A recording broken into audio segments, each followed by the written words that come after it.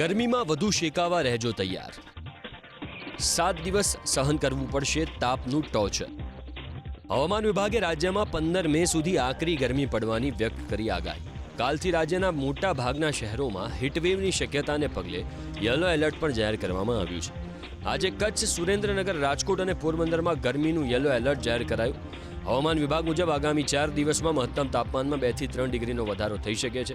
કચ્છ, સૌરાષ્ટ્રમાં 15 મે સુધી હીટવેવની અસર રહી શકે. આવતીકાલે કચ્છની સાથે સૌરાષ્ટ્રના દ્વારકા, પોરબંદર, રાજકોટ, ગીર સોમનાથ, અમરેલી, ભાવનગર અને સુરેન્દ્રનગરમાં ગરમીનું યલો એલર્ટ જાહેર કરાયું. તો ઉત્તર ગુજરાતના પાટણ, બનાસકાંઠા, મધ્ય ગુજરાતના વડોદરા અને દક્ષિણ ગુજરાતના સુરતમાં ગરમીનું યલો એલર્ટ જાહેર કરાયું. સંઘ પ્રદેશ દીવમાં પણ ગરમીનું યલો એલર્ટ જાહેર કરાયું. આકરી ગરમીને પગલે હવામાન વિભાગે બપોરના સમયે નાગરિકોને કામ વગર બહાર ન નીકળવાની સલાહ આપી છે. આજના તાપમાનની વાત કરીએ તો 11 શહેરોમાં તાપમાનનો પારો 40 ડિગ્રીને પાર પહોંચ્યો, જેમાં રાજકોટમાં સૌથી ઊંચું 43.7 ડિગ્રી તાપમાન નોંધાયું, જ્યારે સુરેન્દ્રનગરમાં 43.5 ડિગ્રી, અમદાવાદમાં અને વડોદરામાં તાપમાનનો પારો 43.4 ડિગ્રી પર પહોંચ્યો.